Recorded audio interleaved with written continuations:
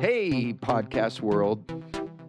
Welcome to another exciting episode of FNO InsureTech, coming to you live today from the United States of America, where we're both located.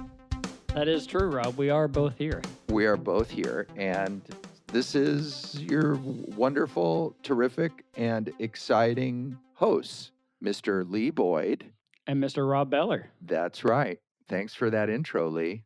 You're welcome, Rob. Hey, Lee, guess what? What's that? We have a really exciting episode today. We do? Yes, we do. What makes it so exciting? Well, we have a really unique person. Okay. He's really smart. He's vastly experienced on the carrier side. Okay. And he's currently an academic who's running an insurance and risk management program at the university level. That sounds very, very interesting. Yes, Mr. Gary Sullivan, formerly VP of Property and Subrogation for Erie Insurance and currently professor at Mercyhurst University. Wow. Yeah.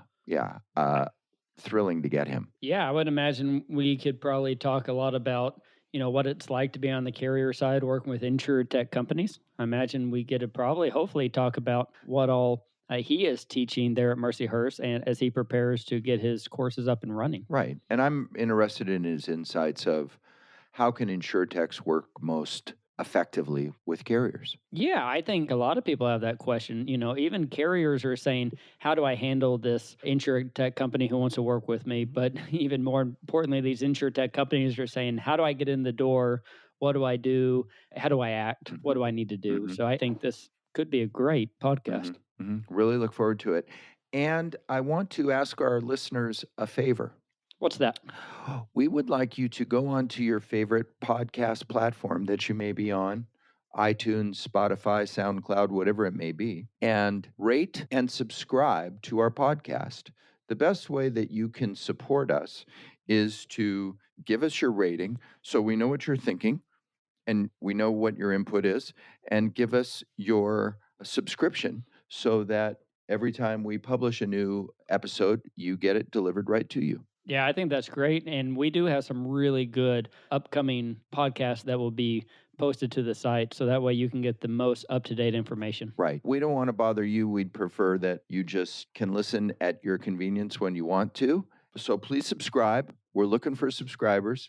This is a shameless ask for subscribers. Please subscribe. And feedback. We want your feedback. We want to know, what do you like? Things like that. Did I mention that I want people to subscribe? Did I bring that up? I did hear that once, so maybe they should subscribe. Anthony, are you there? Anthony is our producer. Say hi, Anthony. Hello, podcast world. Hey, what should people do? Yeah, you should definitely subscribe to the podcast. Give us a rating and review, and let us know what you're thinking, just like Lee and Rob just asked. That's wonderful. Great. Well, so now that we shamelessly asked for your further participation in our little experiment here, let's go to our interview and conversation with Gary Sullivan, professor of risk management at Mercyhurst University. Good morning, Gary. Good morning. How are you today? I am exceptional today. It's a good day to be in academia, that's for sure. Why? There must be bad storms somewhere. Is that what it is? Yes, we have storms rolling across the central part of the U.S. right now, and I am not watching the Weather Channel. Wow, I can't even imagine what that must be like. You mean there's life after the Weather Channel? There is. Like I said in the beginning there, you're an interesting cookie for a lot of different reasons, but the one that comes to mind right away is you were a top executive at Erie Insurance for a long time. Isn't that correct? I was running the Property and Subrogation Claims department for 7 years when I left. And you left for what? I am now setting up a new risk management program at Mercyhurst University in Erie, Pennsylvania. I had been teaching at an adjunct level for 4 years, and then through the kindness of a graduate of Mercyhurst University, who is also a board member of Erie Insurance, Mrs. Betsy Vorshek, she partnered with the university and said, we really need to help develop talent for the insurance industry. How can I help? Mercyhurst got together with Erie Insurance and said, we need to have an undergraduate and graduate program that offers courses in risk management and cybersecurity. So since I was adjunct, in the lead up to the rollout of the program, I was on a team that helped shape the curriculum. And then when they needed someone to run it, I raised my hand and the stars aligned, and I was very, very pleased to be selected. I was honored to be the one to head up this new program. And so what we've got is a program where we offer a unique curriculum. There's no other university in the world that's offering this curriculum. We have a blend in the major at the undergraduate level of 4 risk management courses and 4 cybersecurity courses. So students will have a complete understanding of the cyber world as well as the insurance world and how the impacts to businesses and insurance companies occur, because insurance companies have 2 challenges with cyber. One is they're like any other business. They have data, they have information that they need to protect and hold dear. So they need cyber professionals there. But it's also a huge marketing opportunity and a business opportunity because insurance companies offer and are starting to offer cyber insurance. So they need experts who understand the exposures, how to underwrite, price, and then handle claims. And there aren't any programs out there that are providing that total package of classwork as well as industry interaction and project work. So we put that together. We have an undergraduate program that's in the business college, and then we have a graduate program in cyber risk management. It's all online. It's a 2-year program, caters to the working professional who wishes to advance their knowledge of cybersecurity. There are 8 classes in cyber risk and then 4 classes in insurance.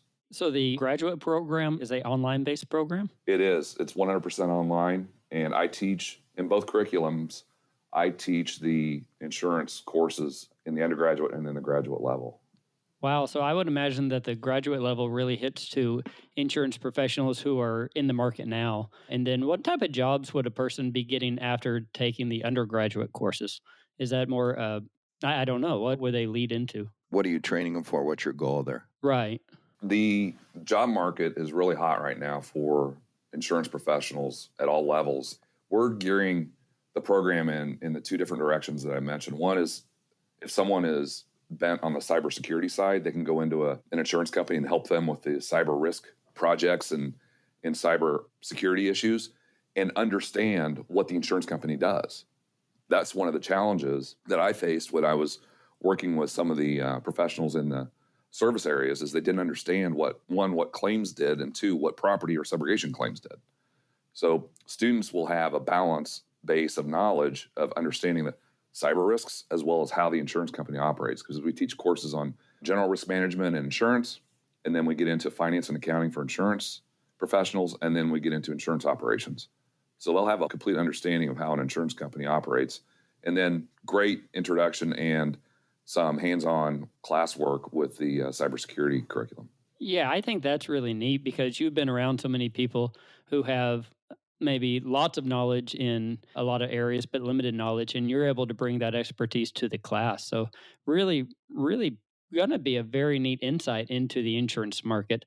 Kudos to you. I think that's great. Thanks. Yeah, the undergraduate students they can go in a lot of different directions, and one thing they can do is have an impact on the business side of the insurance area as well, in either sales and marketing, especially a company that's trying to develop a cyber market. These students will understand that. On the underwriting side, they'll understand what the exposures are. And on the claim side, they'll understand what steps need to be taken from an investigative standpoint as well as a remediation standpoint. So the students are going to have a well-rounded understanding of, especially when they come out from the undergraduate program, what's needed.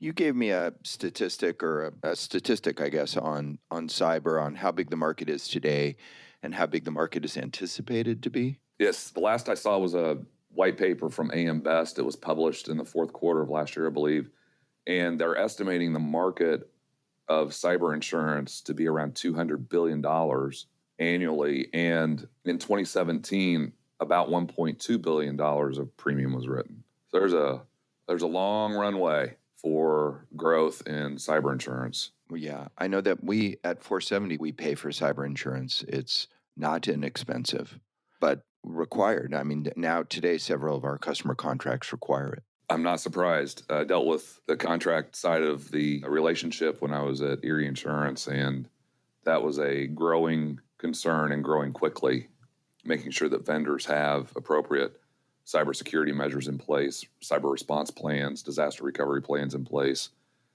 and appropriate liability coverages.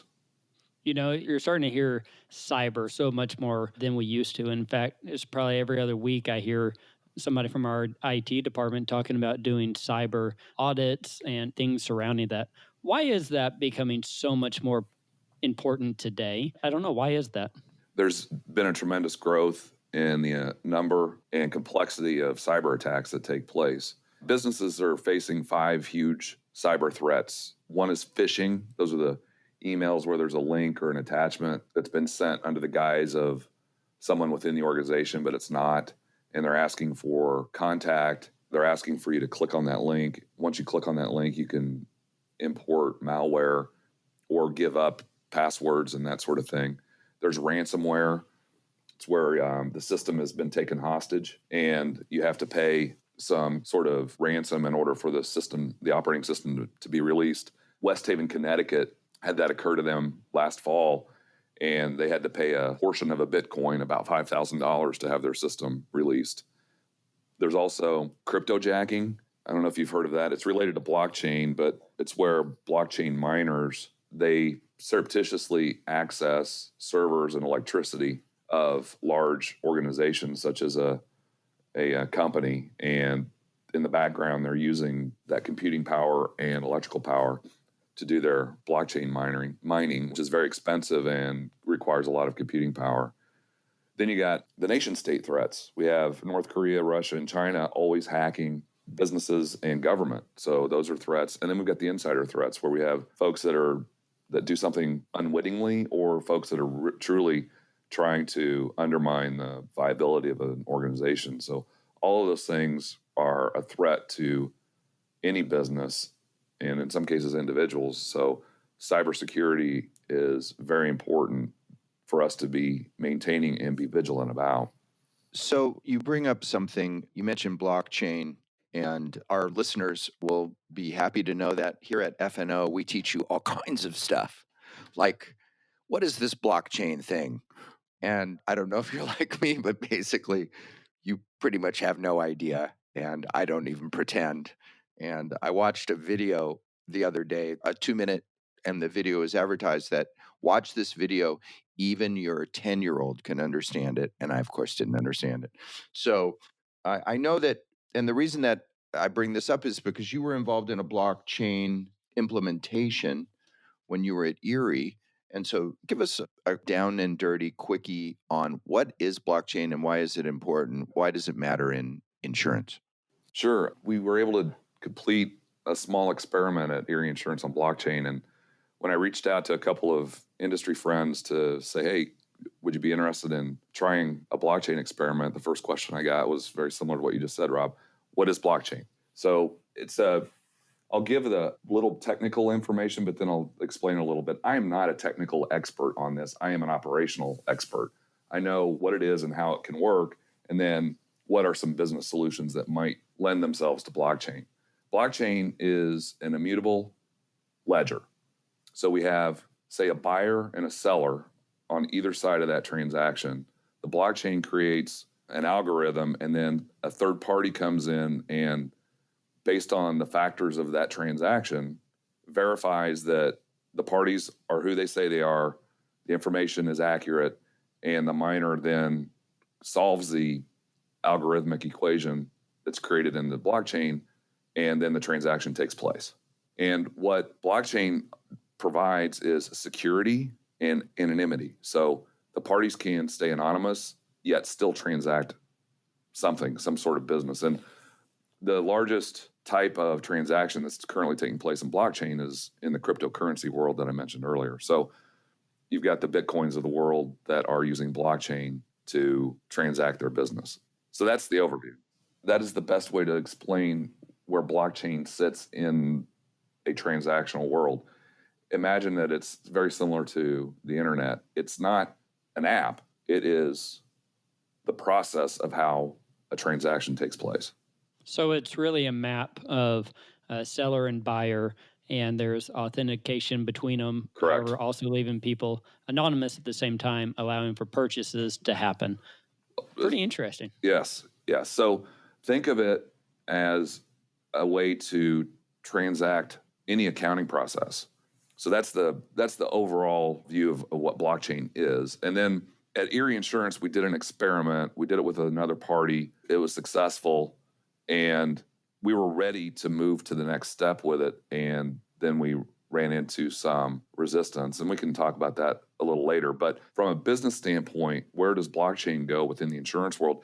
I see blockchain not as a disruptor of insurance and insurance transactions. I see it as an enabler of insurance and insurance transactions. At the very smallest level, rote back office transaction functions are ideally situated for a blockchain. So let's imagine, if you will, a company that has a bunch of temporary help, and they're getting this temporary help from 3 different vendors. Instead of having 3 different applications and logins, you can set up a blockchain and have each one of those vendors submit their hours, the rate, and the total invoice amount. The company has all of their contract terms as part of the blockchain, and if all the boxes get checked off, there's no human interaction that's needed. All of the hours are within the parameters set by the contract. The rate is what was agreed to in the contract. Everything matches. Boom, the transaction takes place. So the company is only dealing with one system. And then outliers are what get the attention and human intervention. It's like a straight through process type transaction. So that's a small example. In the long term, I foresee the day where a blockchain solution will be developed. And companies are working on this now. There's some insurance companies in Europe, especially in the reinsurance world, that are well ahead of the rest of the property casualty area. From policy application all the way through the life of that policy to either non-renewal or cancellation, you could put everything in to a blockchain, and you could include endorsement changes throughout that time frame, premium changes throughout that time frame, claims that occur. All of that eventually could go into a blockchain, and then you wouldn't need a major IT process or application. You just have your blockchain set up and it takes care of everything. I think blockchain is fascinating because it really does. It allows streamline. It allows all these integrations between people and other companies, and streamlines it and then kind of gives it a life of its own. So I like the vision you have there. I'm not the only one that has it. We've had conversations with other players in this space, and those of us who at least understand the technology, I'll never claim to be somebody who could set up a blockchain and do the actual programming, but from a conceptual standpoint, going through the process that we did at Erie Insurance with our little experiment, I understand it very well. And while we're sitting in the room talking about the very specifics of our experiment, I'm thinking about 5 or 6 other areas where blockchain would be ideal to be developed, especially within the claims arena. Let's talk about your experience with this at Erie, which I think is a great segue. Tell us about what happened. I'm interested in sharing with our audience the challenges of implementing InsureTech of any kind or change of any kind in a carrier environment. And it sounds like this would be a good example of that. Sure. What took place at Erie was a CEO who's now retired. He had innovation top of mind day in and day out. So he was open to innovation. He was able to get resources set aside, financial resources set aside, to begin conversations within the organization for innovation projects. I'll back up just a second on something else. Erie Insurance was one of the first companies to fly drones on claims, and I was fortunate enough to run the drone program for Erie Insurance. All of that development was a direct result of the vision the CEO had generally to say we need to invest in innovative ideas, and specifically we invested in drones and became one of the leaders there. So he had that vision and backed it up with financial support. So when he was there as CEO is when I was having conversations with the head of the innovation area on possibly looking at a blockchain experiment. And as we were going through that process, I approached a couple of carrier friends, and once they educated themselves on what blockchain was, we were able to set something up with one of those parties. And we went through that process of, okay, what is the best use case? What's the best experimental situation? How do we control the blockchain? Because we just wanted to learn And we did not want to be intruding in the customer interaction between each company. So we chose what was essentially a back office function. And it took some time to get through the process of getting ready to build the blockchain because we needed to understand it ourselves a little bit more on the technical side. So we engaged with a third-party consulting firm that was very experienced in blockchain. Once we got comfortable with that, then we had to work through the legal requirements and legal paperwork. And believe me, there's a lot of that because we're dealing with a brand new concept and technology, and there's intellectual property rights that we had to work through and discuss. We all had agreements in principle, but once we got the lawyers involved, the language got complicated, as it usually does. But we were able to work through all that in a very cordial and professional way on both sides. So then we got ready for the build of the blockchain, and we had full support. We had financial support. We had resource support from the organization on our side as well as the other side. And within 6 weeks, once we went from kickoff and persona, we built personas for the various players that would be involved in this chain.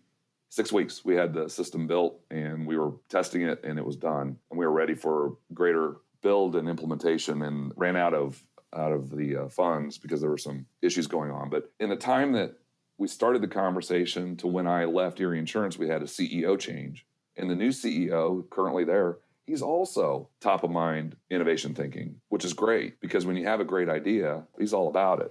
So innovation starts at the top. The CEO has to have innovation as a priority. And I was fortunate enough to work at Erie Insurance during this time of experimentation and innovation for two CEOs who had that vision and started the culture creation. You know, you bring up a great point about vision and accepting that innovation is there and changing. And I think you're absolutely right. Whenever we're talking about how does a carrier start going down the path of innovation and InsureTech, it starts at the top. And it sounds like you had a really good success with having leaders who were open-minded and interested in actually investing in these opportunities, which really leads me to a point of, you know, if I'm an InsureTech company and I know that there is an insurance company out there who's interested in this innovation and interested in this InsureTech, how can I, as an InsureTech company, get the attention of that carrier? What can I do? There's a few things that seem to resonate well with me as well as my peers. I mean, I attended conferences all the time, was able to build and develop great relationships with other insurance professionals at other organizations. And they all have varying degrees of ability as well as desire to innovate. And ability, a lot of these folks are great at being visionaries and thinking outside the box, to coin the overused phrase. But they may not be capable from a resource standpoint. So the capability is on two different aspects. From a vendor standpoint, the best thing that these companies can do is, one, develop rapport with the decision makers. One of the things that I've developed a lot of friendships with folks in the industry, and typically the longer term relationships have occurred when the person on the other side of the table has taken time to get to know me and my organization, gets to know me and my priorities. So asking questions about, what are you working on? What's the priority? What's coming down the line in the next few years? And then once that information is gathered, then see how the solution that particular InsureTech company offers fits. They need to understand how will their solution impact service or cost or other efficiency gains, because I've had vendors come to me and asked for a meeting, and timing is everything. Sometimes I would get a call and I just don't have time because of X, Y, and Z. And then other times I had time. So I would take a meeting, and one of the first questions I'm asked is, tell me about your company. Well, that should have been done before you even walked in the door. But that happened routinely. Then also, don't just offer a solution and say, this is our solution and take it or leave it.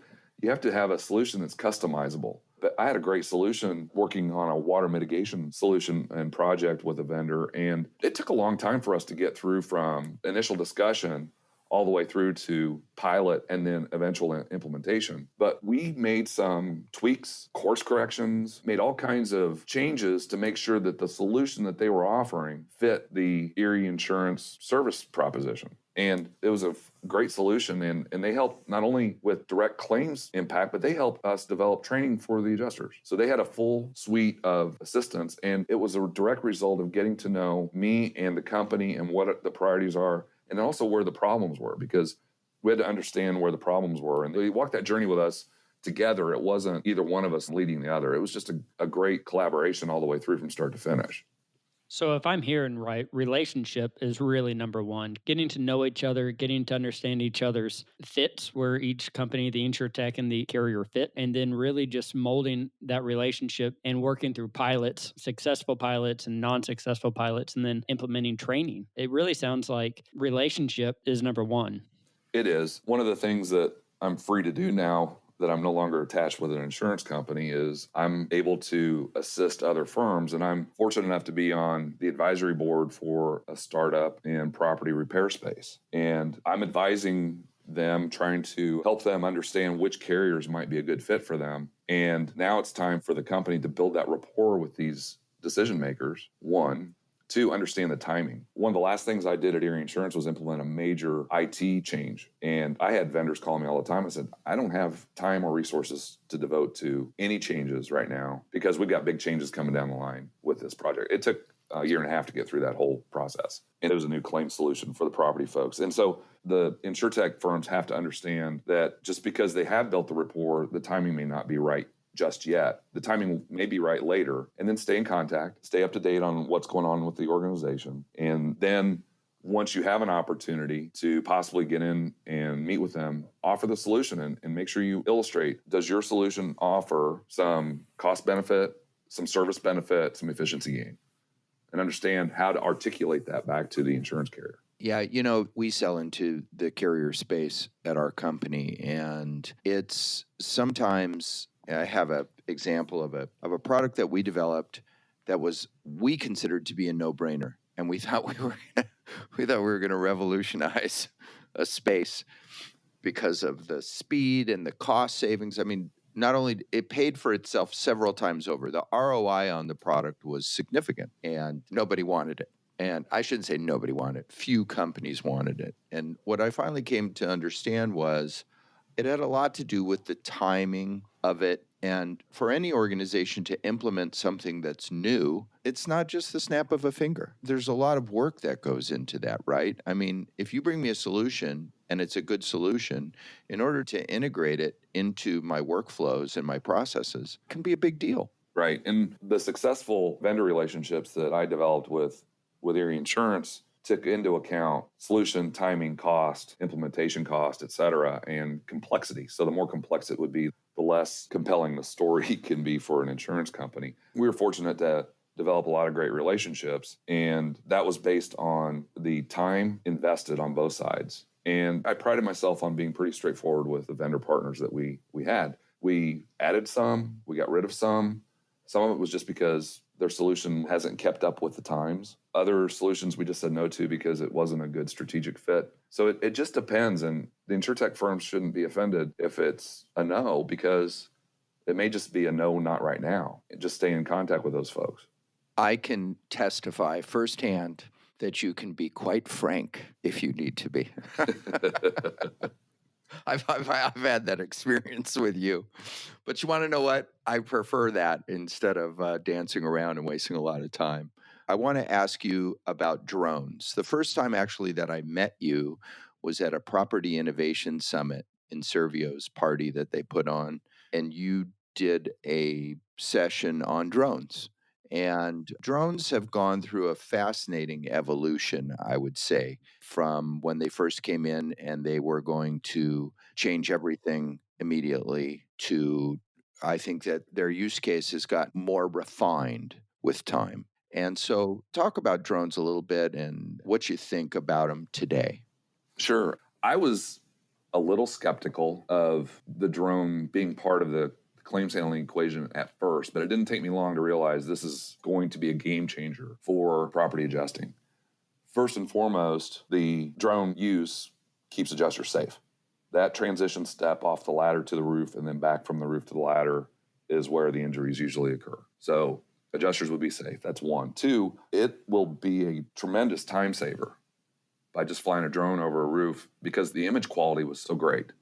With the drones that Erie Insurance was using, we were using the DJI Phantom. We used the Pros when I was there. So the drones themselves, on a risk-by-risk basis, which would be the quadcopters, those are fantastic. Then you have another possible operation with drones, and that's on the underwriting side, to do inspections.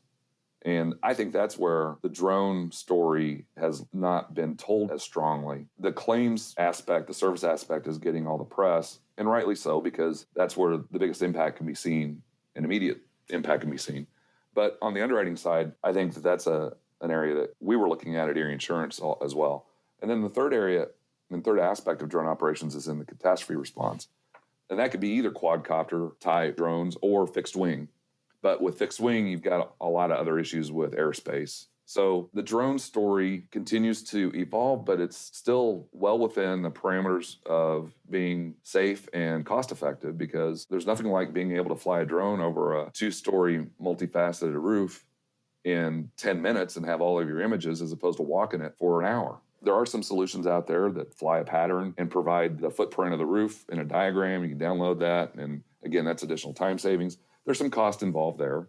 There's also some solutions out there that you can get the footprint even before you get out to the loss. And that's what we did at Erie Insurance. We allowed our adjusters to get those reports in prior to even going out on the loss.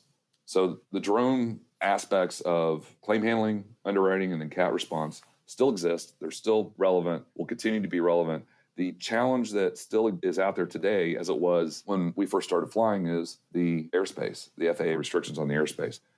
They're trying to gradually loosen the restrictions. And I saw something in the news recently where the FAA is looking to allow night operations soon, and they've got to go through the rulemaking process. But they're gradually looking to relax those restrictions. And once that occurs, then drone use it'll take off. How's that? It'll take off. Well, we did see in the news, I believe it was Friday of last week, where the FAA went ahead and issued its first one ever, where State Farm can now fly drones over multiple properties, over buildings, out of line of sight. So it's really a fast, change in the industry, because we used to only be able to fly drones where we could see them. We couldn't fly whole neighborhoods. And now what they're going to be able to do with this technology in such a short amount of time is going to be really neat.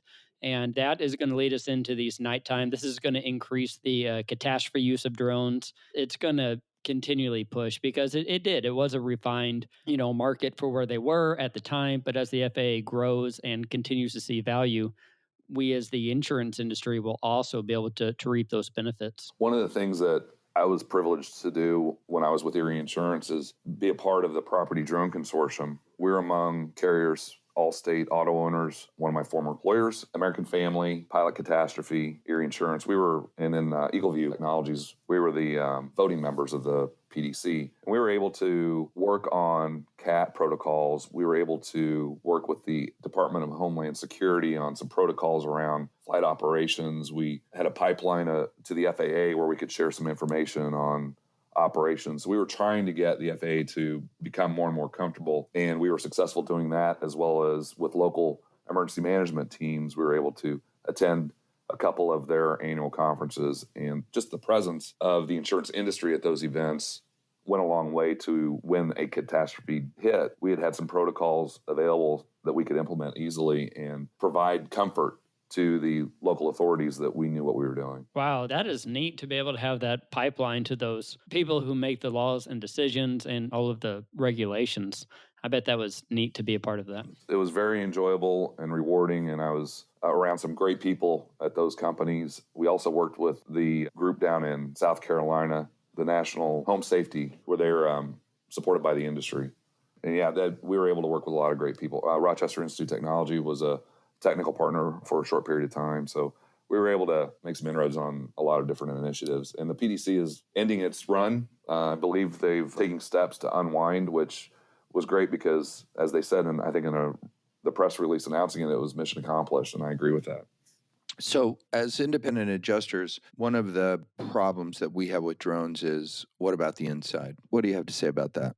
The day may come where drones could go inside especially like a home and that sort of thing. But some of the drones require the GPS connection through satellite technology, and when you're under roof, it's hard to get that. So that's flight control's a little bit of an issue. There are some companies out there that are working on solutions where it's not necessarily with a drone, but you use your camera for imagery, and then based on privileged algorithmic calculations, they're trying to come up with the measurements of the room. And I envision a day where eventually the solution will be you take a photo of moderate to minor damage, and based on the image, the measurements and the estimate of damage will be produced without any further adjuster interaction. Yeah, very neat. I could totally see that happening. I think we're on the path. We've had the privilege of talking to some very smart people who understand photography, they understand algorithms, they understand your smartphone, and they understand where we are now and where we need to go. And I think that as these people continue in their processes, they will be able to actually make something like that happen. The day's coming. The day is coming. And this day came, and you gave us time and information and intelligence, and we really appreciate you being with us today. What deep academic thought do you have for us on the way out? Well, the deep academic thought I have is that today's generation of college student, and then the kids that are coming into college over the next few years, this generation is ideally situated for the insurance industry, whether it be on the service side, it be on the underwriting side, it be on the vendor side. They're competitive, they're pragmatic, a little reserved compared to previous generations. They're the most racially diverse group. They want to learn new information, and they tend to learn it faster. And they crave financial security, want to make work part of their life. So how does that fit with insurance? Insurance is always needed. It's stable, it's competitive, and there are a lot of options for career growth. And the other characteristic of the iGen is, and that's what they're called, the iGen, they have a caring nature. And so those that have a real strong caring nature would be a great fit for claims, because that's where the service proposition lies. That's where the rubber meets the road.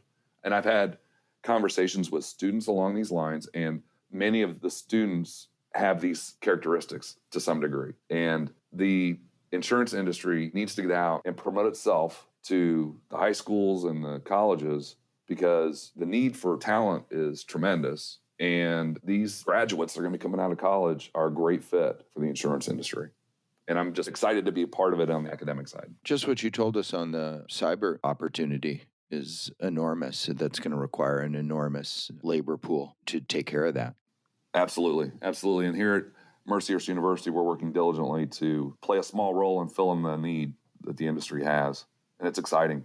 You know what? We're thrilled to have you with us. And I'm going to ask you, would you come back and talk with us some more? Because there's lots of topics to cover.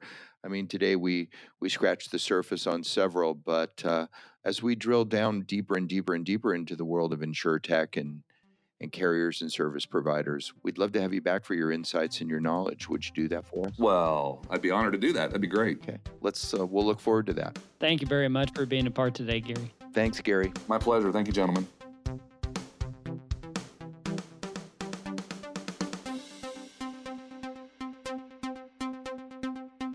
You know, when I first met Gary, he was, how can I say this? He wasn't like really nice to me. Just right out there. He was a carrier executive, and, you know, I was, as one of my friends in this business calls me a greaser. Right. I have heard that before. Yeah. We won't mention any names, Mr. Rice, but Gary's a really nice guy and a really smart guy, and I've had many opportunities to talk to him since then, and very informative, sharp, and straight shooter. Yeah, you know, talking about kind of where he's been and actually where he's at now is a very neat conversation, because he's able to take real world experience and bring it into the classroom. I remember going to college and you had two types of professors. We had those who knew what they were talking about, because they've read, they've studied, and they're professors. And then you have those who were in the workplace for years and years and years, Right. and are bringing real life examples. And those were always some of my favorites because I was able to take real life examples and use them in my own life. And I think that's what Gary is going to be able to do there at Mercyhurst, is bring this depth of information and real world information and deliver it to his students. Yeah, I think he's a great ambassador for the industry and for the kind of knowledge transfer that needs to happen. I know that Baylor, our home office is in Waco, Texas, and of course that's the hometown of Baylor, and Baylor has an insurance program, but it's not super common across the country, and so it's good to see growth in that. Where a young person can go and get good information about insurance and make an informed decision about joining the industry. I thought that there was a number of interesting things that he said. Of course, I'll jump on the first one, which was what he had to say about relationships, right? Exactly. And speaking to InsureTechs and saying, hey, InsureTech people, you guys need to build relationships with carriers. You need to understand carriers. You need to listen to carriers. You need to have empathy and depth of relationship in order to move your product down the line. It's a relationship process, not just a product process. Right. We are in a relationship business, and we've heard I would say there's a couple different types of InsureTech companies who have come to market. Those who say that's not how it was designed, and those who say, I hear you, I understand what you're needing, we can work towards that, and let's build a better product together. And that's what a relationship does. Right. In fact, it makes me think back on one of our more famous pilots that we did, where it didn't go well, and part of that was, I think that we tried to shortcut the relationship part, shortcut the really understanding what the needs were, right? And really understanding what the goal was. And there was we were working with some other technology companies on it for a carrier. And I think that we kind of shortcut the relationship part because it happened so quickly, remember? It did, that we didn't really have the full breadth of understanding about what's the goal of this company, who are these people, what do they want, where does this go, right? You know what I'm trying to say? Yeah, I would agree with you, and I think that's a couple of things to think about here. One, we do need to be able to have those relationships. We do need to be able to build a product that meets the needs. But then we also need to understand that there are going to be times where we don't have a year to get to know a process or a company. So we're going to have to be agile and be able to jump into some of these pilots quick and build the information, or I say build the network and the relationship. And I think that's a lesson learned from us, is how do we quickly jump into these pilots and things like that. Gary also hit on a really interesting fact that I hadn't put a lot of thought into. We've for so long have talked about the generation that's coming up next. We've talked about the millennials and how they will work claims differently and how they'll be insured differently, and everything about them is different. But we really haven't put a lot of thought into the generation behind them. And Gary was talking about how they're more, thoughtful sometimes in their approaches. They're more sensitive and wanting to work with people and build relationships and long-term relationships with companies. And I don't really know where that goes with this, but I think it's something that we need to think about. And in a lot of our decisions and workplace environment decisions, we need to be able to think about what is the generation that's 10 and 20 years from now. The other thing that we touched on was vision. Vision's super important, super critical. No one's going to argue that. When I was in grad school, I asked one of my professors once, who I really liked. He was a former CIO of a Fortune 500 company. And I asked him, I said, there's a lot of talk about vision versus implementation, right? Dreaming versus doing. And I said, what do you think it is? What's the right percentage between vision and implementation? What's the right percentage? And he thought for a second and he said, 20% vision, 80% implementation, which was interesting. You can chew on that. But Gary was talking about that he worked with CEOs in his organizations that had vision. They were visionary and they were pushing innovation.